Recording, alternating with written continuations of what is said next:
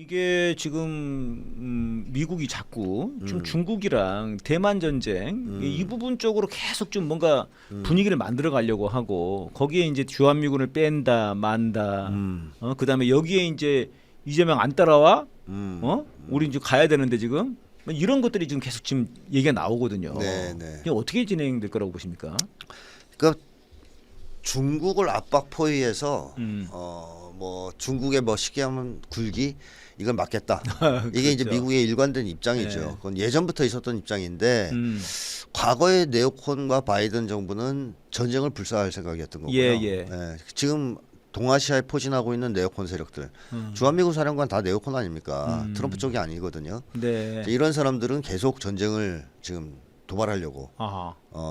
동아시아 정세를 긴장시키고 있는 중이고 트럼프는 이번에 중국하고 영국에서 협상 타결 거의 성공했다는 얘기가 나오죠. 협상했다고 네. 타결했다고 나오더라고요. 내용은 아직 안 나왔습니다만. 근데 트럼프는 전쟁보다는 관세를 좋아하는 사람이라 그러니까 전쟁 외의 방법으로 중국을 무너뜨리려고 하는 네네. 입장 차이가 좀 있습니다. 이런 점에서. 그래서 대만 전쟁이 발발할 가능성은 저는 사실상 그렇게 높지 않다 이렇게 보는데 그 이유는 군사력에서 일단 안 돼요. 사실. 네. 미국이 중국한테 전쟁 걸어서 예. 이길 만한 수준이 못 됩니다.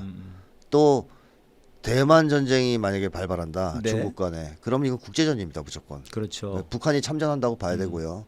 러시아 참전도 기정사실이라고 봐야 돼요. 예. 그러면 3대 핵강국을 동시 상대를 해야 되는데 네네네. 이 전쟁을 도발하기가 굉장히 어렵다 현실적으로. 그래서 이게 실질적으로 대만 전쟁으로 비화할 가능성은 높지 않다. 네. 오히려 거꾸로 가능성이 있다면 네. 너무 미국의 힘이 약하다고 판단돼서 만만하다고 보고 중국이 대만을 점령하려고 할 수는 있어요. 네. 그러니까 야 미국 너 이제 대만을 갖고 자꾸 장난치는데 아예 그런 거 못하게 우리가 대만을 병합하겠어. 이러면서 중국이 전쟁을 일으킬 가능성이 있어요. 네. 그런 쪽은 있지만 미국에서 먼저 전쟁을 일으킬 가능성은 상당히 네. 희박하다. 저는 그렇게 봅니다. 근데 사실 우크라이나 전쟁도 그랬지 않습니까? 그 미국이 이제 계속 그렇게 알랑방구를 끼다가 그렇죠. 러시아가 참다가 못 참아가지고 그렇죠. 그러니까 실제로 그날 2월 20일이었던가요 전쟁 난 게. 근데 그날 누가 총을 쐈냐보다도 실제로 이제 전반 과정을 봤을 때 실제로는 미국이 전쟁을 일으킨 거지 않습니까? 예를 들면 이제 그렇게 평가를 하는 거지 않습니까? 네.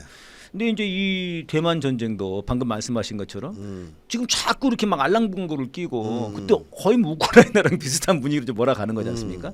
그러니까 이게 이제 결국은 대만에서 전쟁에 이게 일으키려고 하는 그런 의도가 있는 것 아닌지 이렇게 의심을 많이 하는 거죠 지금요. 그러니까 중국이 먼저 공격하도록 자극한다. 유도하는 거죠. 이렇게 할 수도 있는데. 네네. 근데 문제는 중국이 대만을 공격하는 순간 한반도 전쟁도 전 발발한다고 봐요. 이게 그러니까 무조건. 그 제가 이제 유튜브를 보니까 그 저 주식 관련된 분들 맞아 선생님도 주식 관련된 요즘 유튜브 많이 나가시던데. 근데 주식은 저 하나도 몰라요. 네, 아니 그렇지만 아무튼 이제 정세 때문에 그러는 모양인데, 아니 그분들 하는 말이 대만에서 전쟁 나면 한국은 작살난다는 거예요. 그렇죠. 작살나죠. 그러니까 그분들은 한국 전쟁이 일어난다가 아니고 대만은 전쟁이 나면은 한국 경제가 작살난다는 거예요. 그것도 그렇지만 전쟁 납니다. 제가 볼 때. 그러니까 이게 이제 그러니까 어쨌든 간에 대만 전쟁이 한국에 미치는 영향은 아주 절대적인 거지 않습니까? 그렇죠. 근데 그러니까 이제 저희가 눈여겨 보게 되는데 근데 사실 이제 우크라이나 전쟁도 미국이 진 거지 않습니까?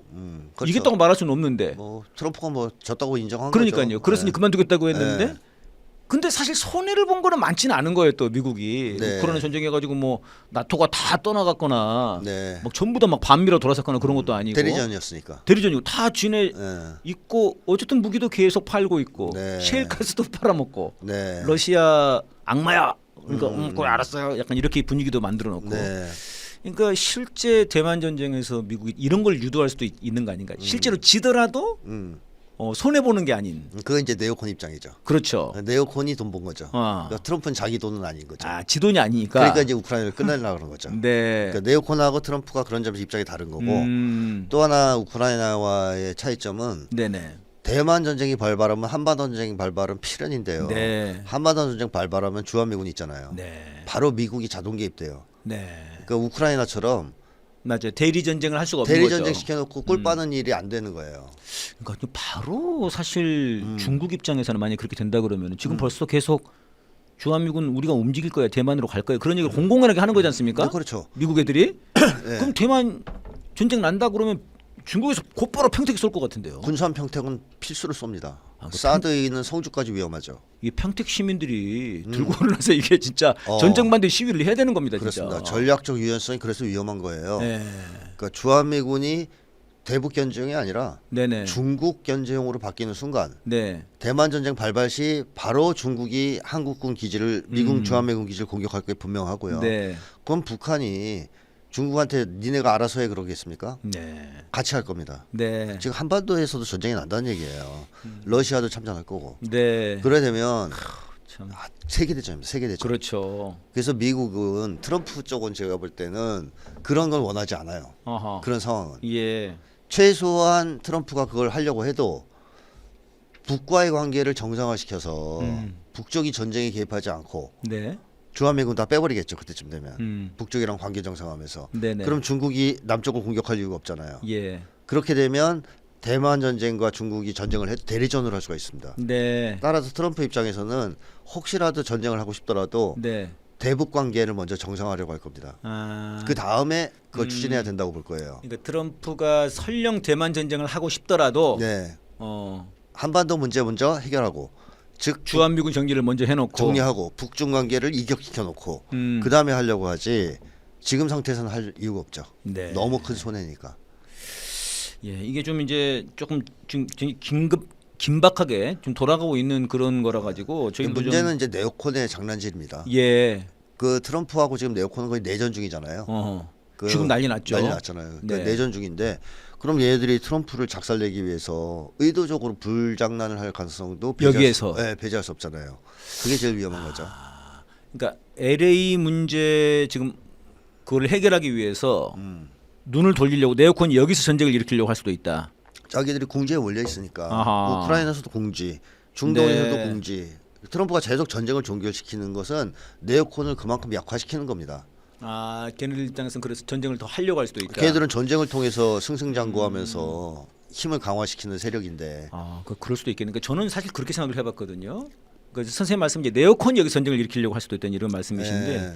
사실 트럼프 입장에서도 이게 이제 그 뭐 이런 얘기가 있지 않습니까? 지금 미국 국내에서 벌어지는 폭동 이거 트럼프 입장에서 약간 즐기는 측면도 있다는 거예요.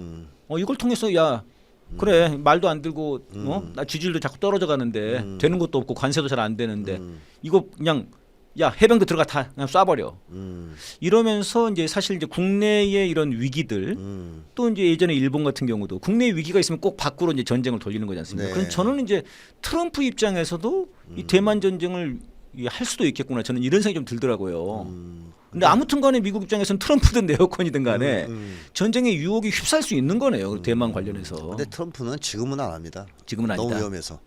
그래서 아마 저는 트럼프가 좀 조급할 정도로 속도를 낼 네네. 가능성도 있다. 북미 관계 개선을 위해서 그런 개선을 예상을 위해서. 해봅니다. 예. 그 속도를 낸다 그러면 거기서 이제 이재명 정부의 역할이 이제, 나오는 거죠. 예, 네. 이제 있을 텐데요. 네. 사실 이제 북한 입장에서는 이제 우리 적대 관계다. 아예 다 끊겠다. 그러고 난 뒤거든요. 그렇죠. 그리고 나서 처음으로 만든 민주정부예요. 네. 그러니까 사실 우리 정부에서도 이거 북한이랑 어떻게 관계를 맺어야 될까? 이게 지금 사실은 쉬운 문제만은 아닐 것 같은데요.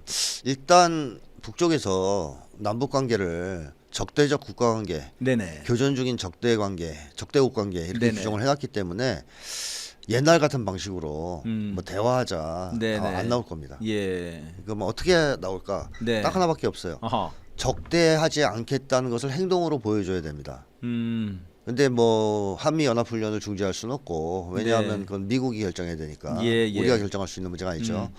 한국이 대북 적대를 하지 않는다는 것을 보여줄 수 있는 방법은 네네. 국가보안법 폐지하는 게 있고요. 어허. 헌법 개정 시에 영토 조항을 삭제하는 게 있습니다. 어. 그 김정은 국무위원장이 그 두 가지를 적대 정책의 근거로 들었단 말이에요.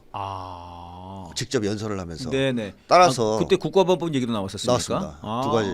그러니까 이거를 해줘야 최소한의 성의를 보인다고 생각하면서 예. 대북 적대를 남쪽 정부가 이제 접는구나. 예. 그걸 믿어주면서 대화가 시작될 수 있다. 그래서 저는 헌법 개정이 더 어렵기 때문에 네네. 국가보안법 폐지를 빨리 하고 그걸 이제 북쪽에다가 얘기하면서 네네. 우리가 이렇게 대북적 대하지 않는다는 걸 행동으로 보여주지 않았냐. 네. 그러니까 대화를 시작하자. 아하. 하면 그때쯤에는 잘하면 대화가 시작될 거라고 봐요. 그렇군요. 근데 이제 우리 일반 시청자 여러분들은 야, 국가보안법 문제가 왜 북한이랑 관계 문제에서 이게 예. 그게 왜 필요한 거냐 철폐가 이렇게 생각하시는 분들도 있을 수 있을 것 같은데요. 국가보안법은 예예. 북을 반국가 단체라고 규정해 놨거든요. 그럼 북쪽 입장에서 그 인정이 돼요? 그 법이? 국가와 국가의 관계가 되는데 네, 반국가 단체. 반국가가 됐으니까. 네, 그러니까 예를 들면 한국이 일본을 반국가 단체로 규정한 거예요. 법으로. 그럼 일본하고 관계가 맺어질 수 있어요? 일본에서 엄청 반발하죠. 네, 그렇기 때문에 너희들 미쳤냐? 우리를 왜 반국가 단체라 그래? 우리 유엔에 가입한 국가야. 사실 남북도 다 지금 유엔에 가입한 국가들인데. 가입했어요. 국제적으로 다 인정받는 국가예요. 네네. 그리고 올림픽 때는 북한 국기를 들고 와서 참여했잖아요. 네. 그때는 인정했잖아 국가로. 네. 근데 국가보안법은 반국가 단체로 규정했단 말이에요. 그리고 또 하나는 이 국가보안법 문제가 중요한 것은 윤석열을 비롯한 내란 세력이 예. 내란을 일으킬 때마다 맞아요. 내세웠던 명분이 바로 반국가 단체입니다. 네. 반국가 세력이라고 하는 말을 아주 그냥 노래를 부르고 그렇죠. 됐죠. 반국가 쉽게 세력. 얘기하면 북한을 핑계 삼아서 네네. 남북 간의 적대 관계를 이용해서 내란을 일으킨 거예요. 계속. 예. 박정희도 그랬고 전두환도 그랬어요. 그러니까 얘들은 남북 간의 적대 관계가 해결되면 내란을 일으킬 수가 없게 돼요. 그러니까 극우 세력이 더 이상 한국 땅에서 살아남기 힘들어집니다. 네네. 따라서 국가보안법 폐지를 그렇게 싫어하는 거거든요. 노 전 대통령을 하려고 그랬던 거고. 그렇죠. 낡은 칼집에 넣어가지고 좀 박물관에 보내죠. 그렇죠. 좀 제발 좀. 그러니까 국가보안법 폐지는 남북 관계를 개선을 하기 위해서도 중요한 거고 또 한 가지는 내란 세력을 완전히 끝장내기 위해서도 꼭 필요합니다. 이게 남아 있는 한 아하. 앞으로 내란을 시도하지 말란 보장이 없어요. 아까 말씀하신 저들에게 갖고 있었던 군대와 검찰이라고 하는 무기, 예, 이것과 더불어 가지고 아주 강력한 법적 무기네요. 그렇죠. 국가법 이걸 없애버려야 된다. 그렇습니다. 내란 세력의 근본을 허물어야 그렇죠. 된다. 그게 있으면 계속 윤석열처럼 좋네요. 네. 해야 반국가 되겠네요. 세력, 뭐 그러네요. 좌경 세력, 종북 세력 이렇게 하면서 갈라치기 하고 예. 그걸 청산하겠다, 일거에 척결하겠다는 명분으로 쿠데타 일으키는 예. 이 한국에서의 되풀이되는 역사가 끝나지 않는다는 거죠. 그래서 남북 간의 적대관계 해결, 국가보안법 폐지는 내란 세력의 전멸을 의미하거든요. 네네. 근데 그런 점에서도 해야 돼요. 해야 되네요. 네네. 내란 세력의 근본을 허물어 버리는 일이네요. 네, 그러니까 이게 또 아주 가깝게는 네. 그러니까 9.19 군사 합의를 다시 복원하는 문제 이게 좀 중요하겠네요. 그러니까 이재명 대통령도 후보 시절에 9.19 합의 얘기를 계속 하더라고요 보니까. 그거 복원하면 좋은데 네네. 북쪽에서 안 받을 거라는 거예요. 그 정도 갖고 택도 없어요. 제가 택도 볼 때. 없어요. 네. 네. 그거는 남북 간의 관계가 아하. 민족 내부의 관계로 규정되어 있던 시절의 얘기고 네네. 북쪽이 완전히 국가 전략을 아하. 바꾸면서 대남 정책을 네. 완전히 180도 바꿨단 말이에요. 그 이후에 지금 상황이 지속되고 있는 거라서 상황이 그거 다르다. 복원하자 그래서 대화 나오지 않습니다. 아하. 국가보안법 선제 철폐 정도를 해야 대화가 시작될 수 있어요. 그렇군요. 예, 지금 이제 어제 뉴스인가를 보니까 모스크바랑 평양이랑 네. 그 기차가 이제 그 뭐라 그럽니까? 직통 열차가 8시간 걸립니다. 8일 8일 차. 8일 걸린대. 8일. 8일, 예, 8시간이면 좋겠다. 깜짝 놀랐네 제가 얘기하고. 그러니까 8일이라고 그러니까 뭐 어. 저희까지 치면은 그 서울에서 출발하면 9일 좋아요. 9일. 뭐 9일. 9일은 안 걸리겠지만 네. 뭐 아무튼 그렇게 한번 가보고 싶은 꿈이 있는데. 가고 싶습니다. 네, 그러니까요. 네. 한번 가보고 싶은데 네, 이걸 좀 빨리 좀 남북 사이에 또 평화가 왔으면 좋겠습니다.